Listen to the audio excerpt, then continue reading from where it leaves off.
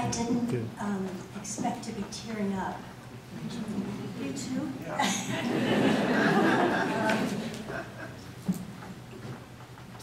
I'm so choked up, I can't tell you. And I think part of it is, you know, you said, Ken, you wanted this to be like a meeting. And that's about witnessing. And 30 seconds or less, the trajectory of my own career from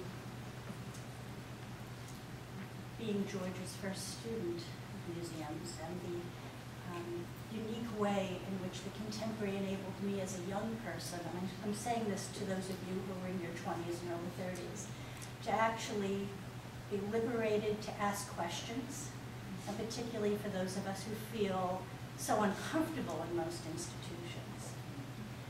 And I find myself now at a university museum, in a research university, where I hold that door open to my own students, and I'm actually reconnecting to that after many years working in different museum models and trying to apply with enormous difficulty many of the lessons that Mining the Museum taught. And so for all that it accomplished, the work of changing the culture of institutions, we must not kid ourselves, it needs to continue. I think that's something that we really need to take on board. It's an unfinished project. And so if it has inspired you, you need to go back into the trenches. And remember that we have to continue to battle on. And I don't like to use military metaphors, but I do think it's appropriate in this case because it's even harder today.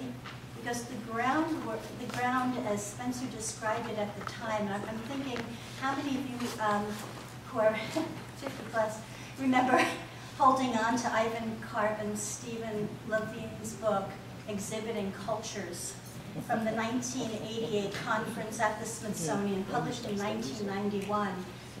There were brave academics and museum people like Elaine Gurian who were talking about a lot of these issues, right? And what I think has happened by and large now, and I see this often in big institutions, is that we think we've done the work. There are more artists of color in the galleries, we're collecting their work. Sure, our staffs have changed, our boards have changed.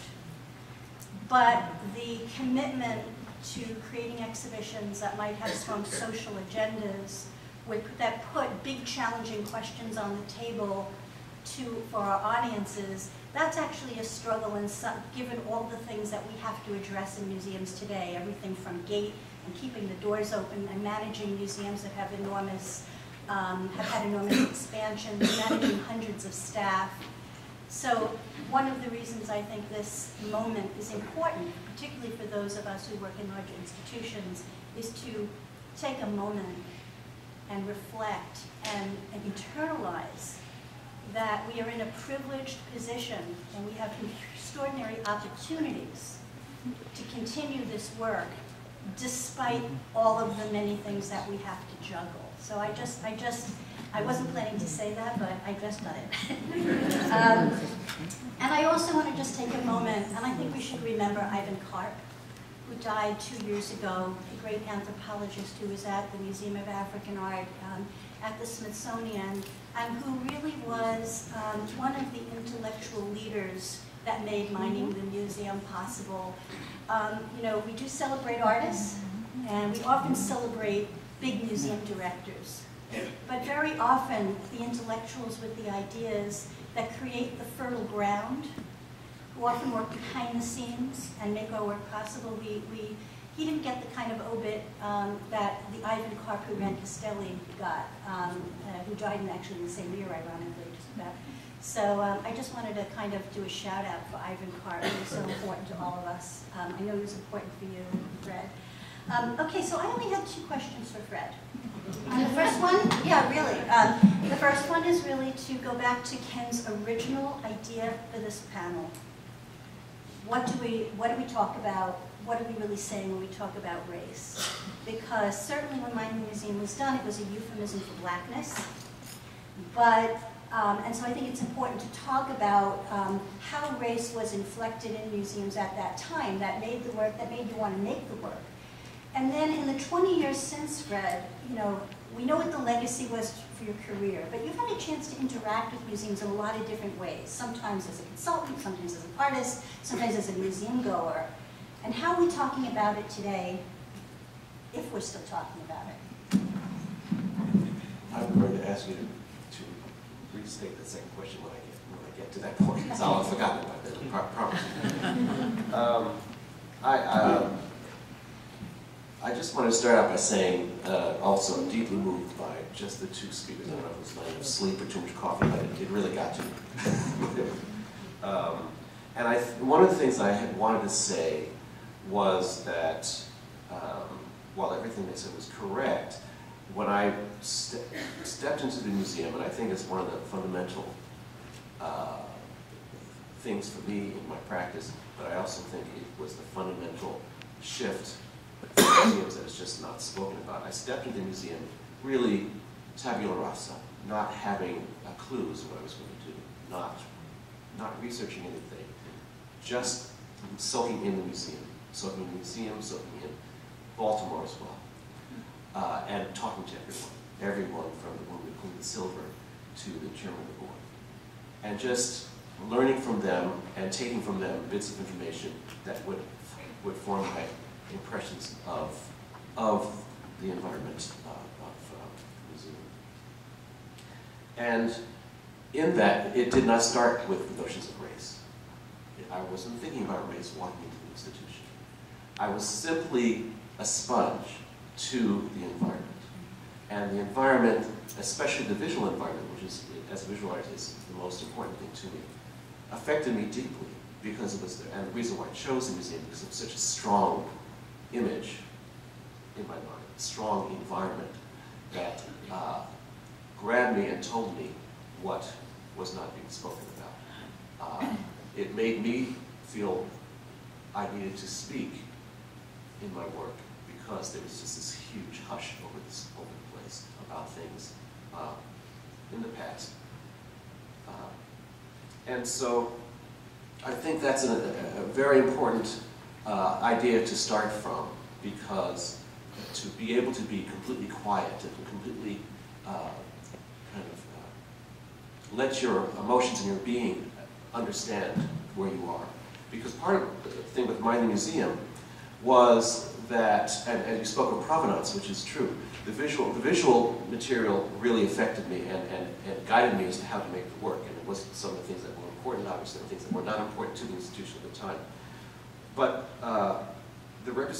one had to realize, and I slowly realized, that things that were represented in the museum that were considered important, that had the provenance, and it followed through with the way museums do it.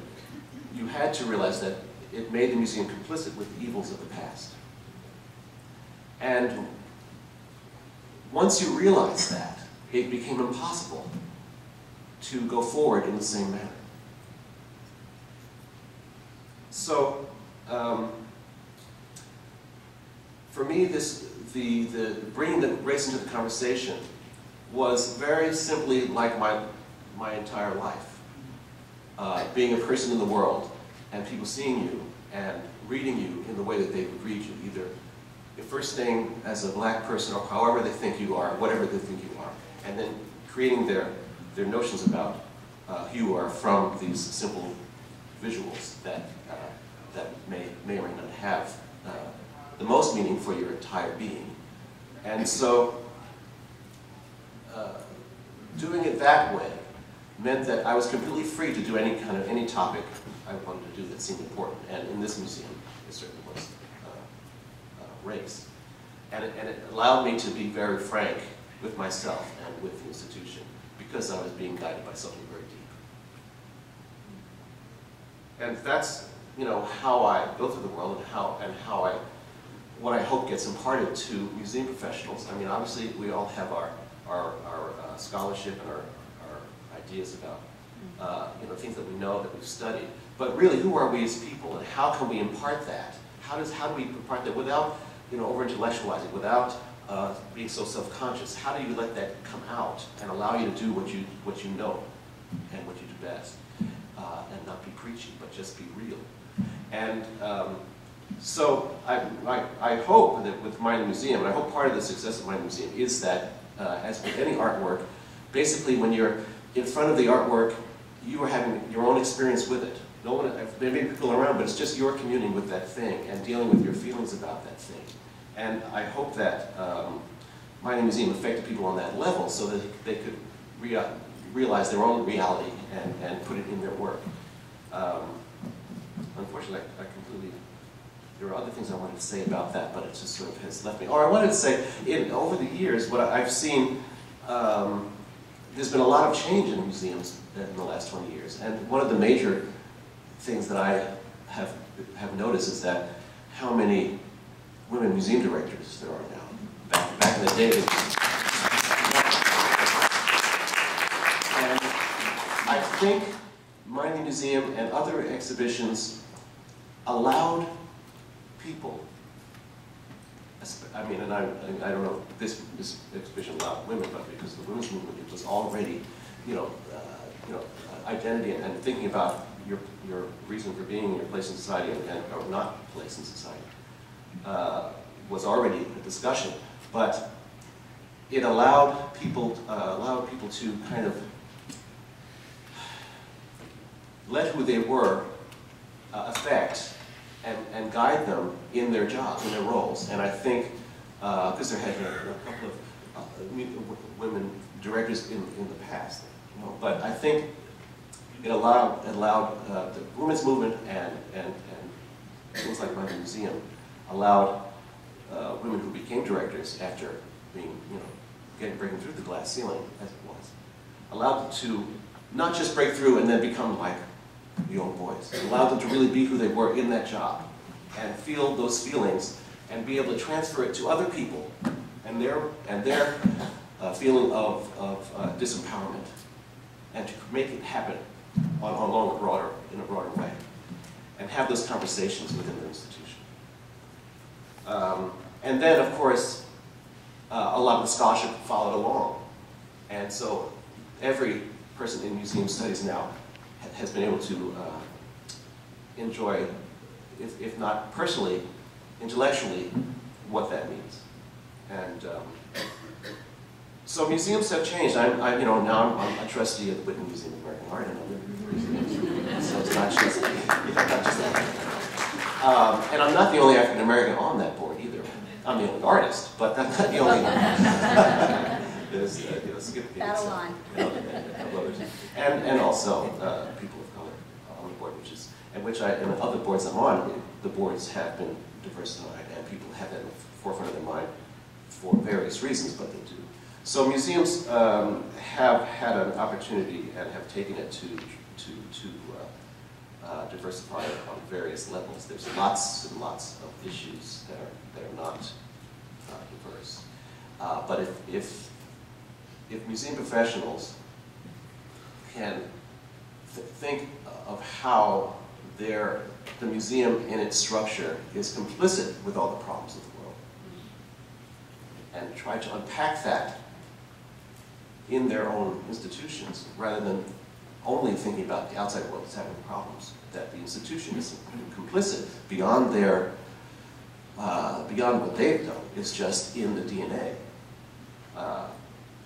Then the museum, and really embody that, then the museums really change. Can I ask a question? Yes. I'm going to take it back to art for a minute and just ask you a question, which is, you became recognized as something of the godfather for your generation of what's an ism called the institutional critique. But your work has taken a lot of different directions, particularly in the last 10 years. So I have a question. The institutional critique originally was a provocation. Before it was sort of co-opted, particularly by more traditional art museums, it was, in some ways, it allowed museums to sort of compartmentalize the issue of race and the critical questions that were at stake in the work, and then to let it affect the institutional's culture or not. I just wonder, do you think there's still a place for the institutional critique, both for artists, but also in the context of the museum? That is to say, self-consciously self-reflexive exhibition making?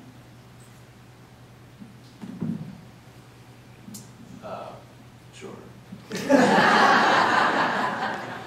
I personally, I think my practice has shifted. I have a studio practice and make a lot of things, but always glad to get back to the museum to get away from the market and think, deeper thoughts than that.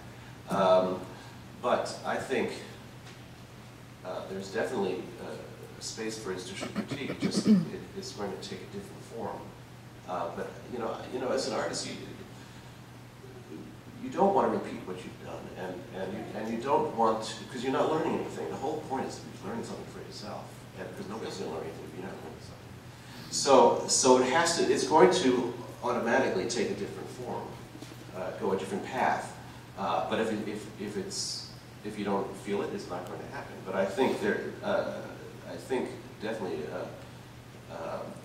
It's a possibility. It just has to take another path, and it will have to formulate its own way. Because it's true that some institutions now invite artists to do projects, but it's been so. It's not. They're not inviting artists to do institutional critique. They're inviting artists to do their projects and diversify their programs. So it's not. Again, it's not getting at the root of these things, but of course it's up to the artist too to not feel to stay real, and that's their up to them. Well, we have to stay real by sticking with the clock because we're in real time. So it's a privilege always, I think, for all of us to have a chance to hear from you.